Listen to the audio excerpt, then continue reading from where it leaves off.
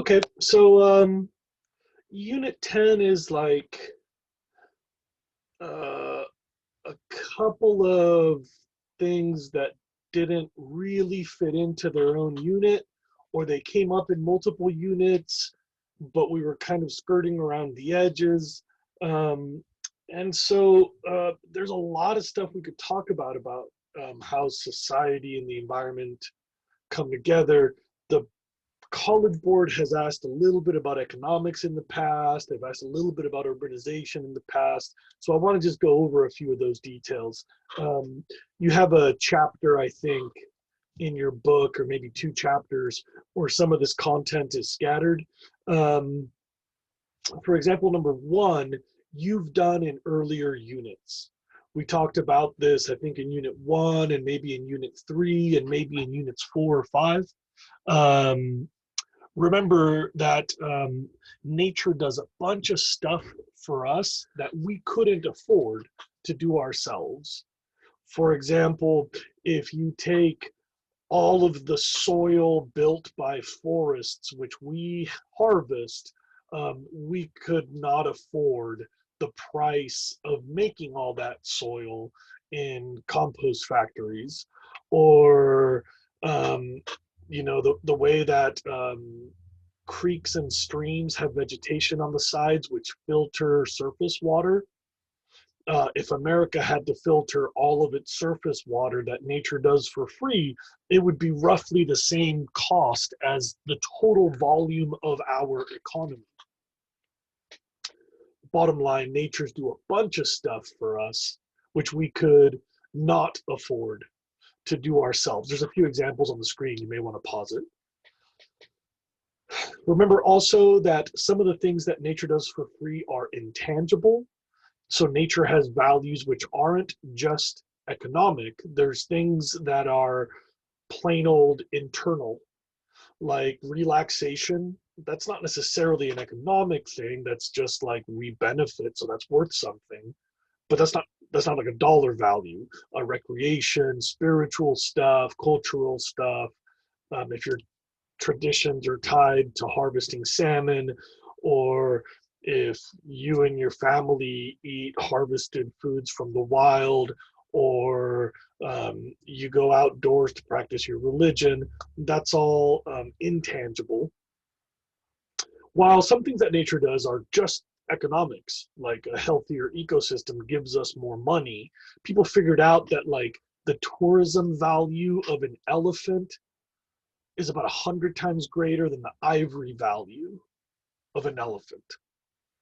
So if you just route some of the tax money from safaris, that lets you protect the elephants because it's worth it to have like uh, park rangers who stop poachers, right? Um, Economic value, tourism for the rainforest in Costa Rica is a good example. Um, we talk a lot about reefs. People visiting reefs, like dive operations, bring a ton of revenue to tropical island countries. And so protecting reefs is an economic thing. Um, there's one that I don't know if we've discussed before. It's underlined toward the bottom of this screen.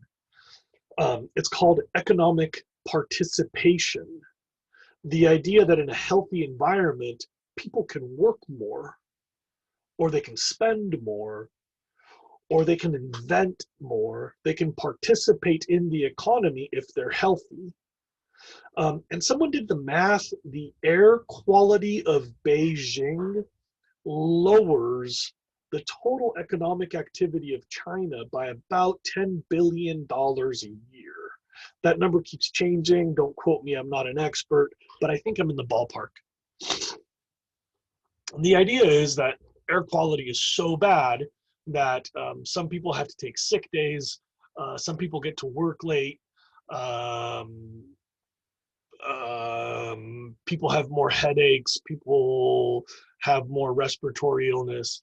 And so if you were to just improve air quality in Beijing, there would be more tax dollars because there would be more payroll taxes, and there would be more sales taxes because people would be making more things that are in demand, or people would be spending more time shopping with um, their kids or whatever. So economic participation is a benefit of a healthy environment. And I wanted to review these at the end of our class because the College Board will often ask you, what is an economic argument for preserving rainforest or wetland or coral reef or air quality, or why is a wild river worth something? And so this single study goal, not the whole assignment, but this single study goal is like a Swiss Army knife. Your answers to this one can be folded out when you need them on the AP exam. Maybe there's a question about wetlands, or maybe there's a question about air quality, or maybe there's a question about trees in the forest. And so this one will be used in a bunch of different free response questions. I think you should try really hard to fill this out carefully. For number 2, this is again a review of the idea of internal versus external costs. We internalize the things that are directly tied to the activity, and we externalize the things that are indirectly tied to an activity.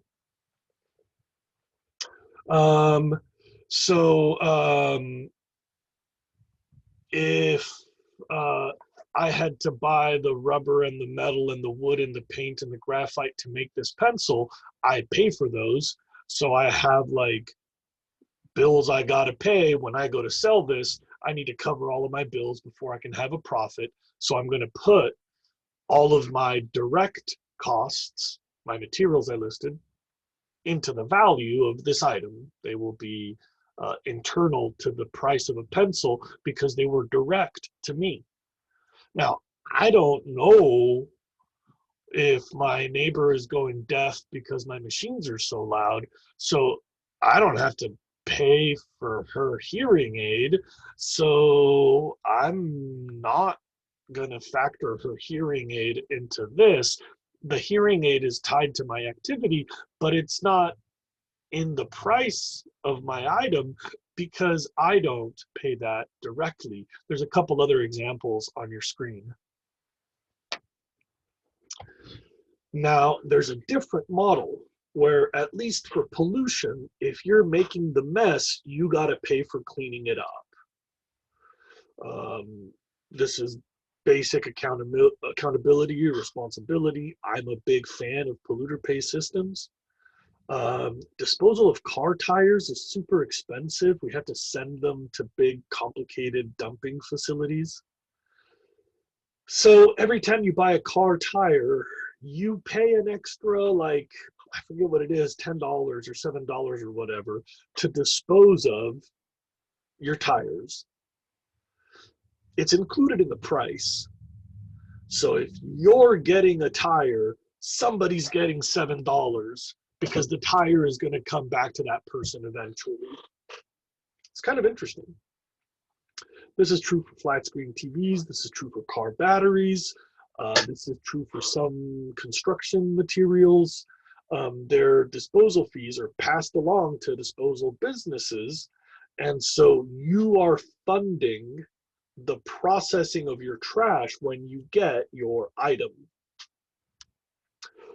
There's increasing calls to do this for medicines because a lot of medicines can't go down the drain. They have to go to medicine disposal services. And there's a lot of conversation about doing this for the largest externality of our lifetime, which is carbon. Here's a crazy thing. We know how much carbon is tied to all the items in our economy. You can figure out how much carbon was produced by the making of this pencil. That is easy to calculate because all the energy costs are tracked, and we know how much carbon comes from those energy sources. So all somebody has to do is sit down, do the math, How long was the factory running? How long was the metal mine running? How long was the rubber plant running to produce these things? And then what's the energy source and what's the carbon cost? And you can just map that out. What's the carbon footprint of a pencil? We could figure those out, but we don't. We're just like, well, I guess it's a big system, and who knows how much climate change will cost. So I guess we don't know how much to tax. So I guess we're just going to leave it out there. But since right around your birth, the last 15, 20, 30 years, we as a society have been paying more because of climate change. Our costs are going up. Insurance against hurricanes has become more expensive. Response to wildfires has become more expensive. The maintenance of coastal infrastructure has become more expensive. And I guess everybody's just going to pay for that. If you happen to live on a coastline, sucks for you, your costs are going up. If you happen to live in a state that has wildfires, your costs are going up. And so here's the crazy thing. Imagine that your mommy and daddy are heroes of the environment. They do everything they can to lower their carbon footprint. They gotta pay as much as anybody else. If I'm a zero for the environment, I love carbon. I love climate change. I run my air conditioner and my heater at the same time. I've got a big old truck that's just idling in the driveway 24/7. I'm obviously creating more climate change. So I am causing more cost than your hero parents. But we're all paying the same.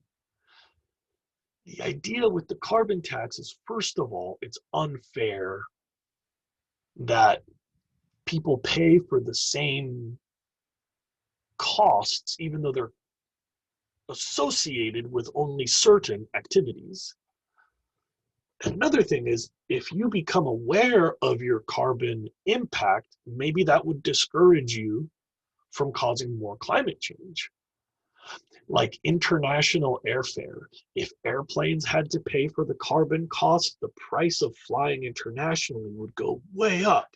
So instead, poor people all over the world who don't fly are covering that cost for we the jet setters. Obviously, when you're winning, that sounds nice. And when you're paying for somebody else's cleanup, that sounds unfair. So the idea of the carbon tax is to internalize climate costs with activities associated with climate pollution. Number three, you should already have a list of megacities. I think we did that in one of the first 1, 2, 3 units. It was early on, the megacities. It might have been unit 1. And you should see your book. There's a comparison of how carbon footprints are higher for people who live in cities. Now, you could imagine that cities were more efficient. We could design cities so that people had less carbon footprint for being in a city, but most cities have not accomplished those optimum efficiencies. Also, number 5, your book talks about how to design cities better. We have to get stuff clumped together better so that services, work, recreation, and housing are closer together, remove transportation costs. Then we have to be more thoughtful about how we distribute our inputs, like food and energy, and our outputs, like trash and wastewater. Something else that's really important to city planning is green space. You live in one of the greenest cities in America. like person for person, tree for tree, you're right up there. I believe you're top 3 or top 5. Santa Barbara has some of the most green space per person of any city in North America. That's pretty remarkable. So you don't know how good you've had it until you travel a bit. Um, Green space is really nice. Vegetation improves air quality. It improves the quality of the water that rain washes the dirt with. Um, Technically, it lowers noise pollution. It brings in wildlife. Um, it lowers everybody's blood pressure. It makes people sleep better, so they're more productive. Um, it improves groundwater recharge, so we have more supply of water nearby. It's kind of amazing. Green space is really important. There's a guy that gets all this credit. Every year, my family climbs a pretty slabby peak, kind of in the middle of the high country of Yosemite National Park. It's a really easy access point. My wife and I have been going up there since before we had children, and I happened to take a picture of her before we realized she was pregnant up there. And so one day we were looking at that photo and we're like, oh, you were pregnant that day. And so then when my daughter was born, we started taking my daughter up there to take like a selfie in that same spot. And we've been doing that ever since. That slabby hump that we walk up to take a picture, it's a beautiful scenic background. Usually there's like big peaks and some snow in the distance and clouds and a big old lake. It's a really beautiful spot. The light's always just right in the afternoons. That beautiful place is named after the guy who thought green space was a good idea. Um, his name is Frederick or Frederick Olmsted. And old Freddie had this crazy idea. He was like, maybe people would like parks. And when they were planning New York City, he was like crazy for not developing one square in the middle.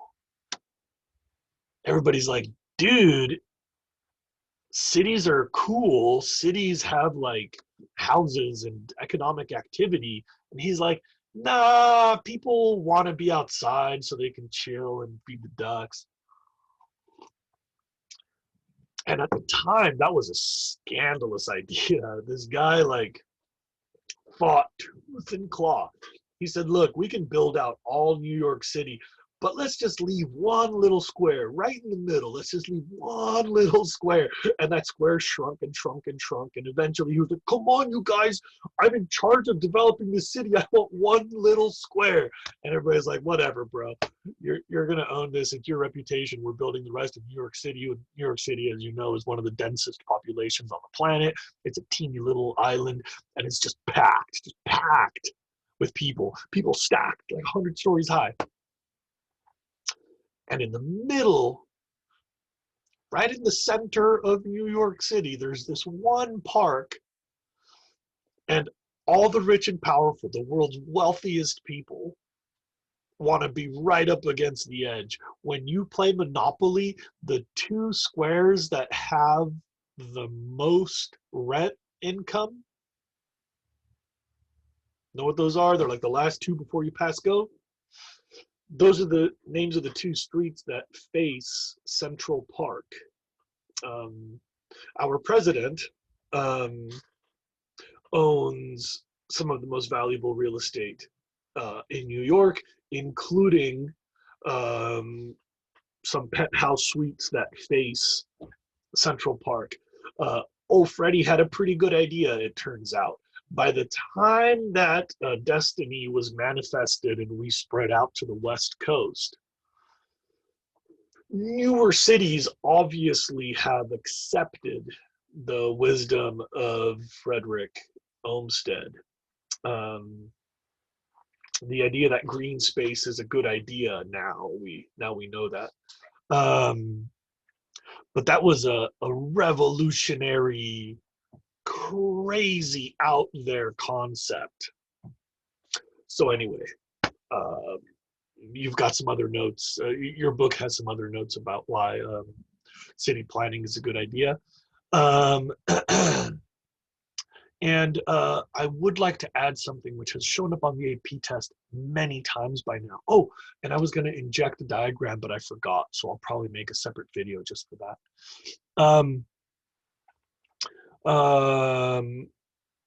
There's this thing called the urban heat island effect. I'll try to demonstrate with my hands. If you can see my speaker view, if you have a forest surrounding a bunch of high rises, temperature will be low in the forest, and as you enter the buildings and stuff, temperature goes up. It's like an island of heat surrounded by cooler air. So urban heat island effect. The idea that where you have more concentration of buildings, you also have higher temperatures. If you start in the forest, you start coming into New York City, you walk through the middle of New York City, and then you walk back out to the forest. Your temperature will go up for a while, and then it'll go down for a while. Cities are much hotter, 10, 20 degrees hotter than their surroundings, depending on the seasons and your latitude and stuff. And you have to understand why. The College Board has asked about this. We've talked about water quality in cities. We've talked about air quality in cities. Now we got to talk about temperature in cities. Cities have way less airflow. If you're walking through a city, you don't usually feel lateral winds, especially in a really dense city with high rises. Cities also have less shade. Most of the things that are built in a city go straight up, as opposed to trees that go straight out at the top. Plants do this thing where they like sweat. Water evaporates from their leaves. It's called evaporative cooling. Cities are hotter because they have less evaporative cooling. Cities also produce their own heat, because think about it, in any given city, a whole bunch of electricity is becoming light, and all those light bulbs give off heat. A whole bunch of gasoline is becoming motion, and all those cars give off heat. And technically in a forest, unless it's on fire, there's like nothing giving off heat. And actually, if you look around your house, there's probably a couple things that are hot right now. Like my light bulbs are probably hot in this room, and I'll bet you that my computer underneath this table is probably kind of warm, and I'll bet you the screen's giving off a little bit of heat. And if I go into my house, we might even have a heater running right now. Point being that cities give off their own heat. Cities also have a lot of dark surfaces. Like if you look at plants at sunset, you'll notice that they usually shine because they're waxy a little bit. So plants actually have pretty high albedo. They're slightly reflective. It's like waxing your car. Whereas cities have a bunch of really dull surfaces, low albedo. Think of all the roofing and all the roads and all the asphalt, all the parking lots, all the sidewalks, right? Cities also store heat. We have a lot of items with thermal mass. So like asphalt and concrete and steel, those things all hold heat. Like this coffee mug feels warm, right? Because I had coffee in it until recently, and it's still warm because it's made out of stone, ceramic. And so cities have all those reasons that you have to know. You should write all that down, why they build up their own heat. And it turns out that hotter is worse for us, because you're more likely to suffer from heat stroke. More smog and ozone will build up when the air is hotter. Blood pressure goes up, so all sorts of illnesses become more common. You're more likely to have asthma when it's hotter. You're more likely to have heart failure when it's hotter. You're more likely to have a stroke when it's hotter. We consume water more quickly. There's evidence that we fight each other more. There's more violence when it's hotter. So the urban heat island effect, big thing, didn't fit anywhere else. College Board has been asking about it a lot more recently. Also tied with urbanization. There's a couple study goals that we've had to cut out because of COVID. Um, and of course, I still expect you to do your homework and use your book to answer these study goals. Assignment 10.1 will be due tomorrow, I think. Um, yeah, okay. Um, that might be our very last video.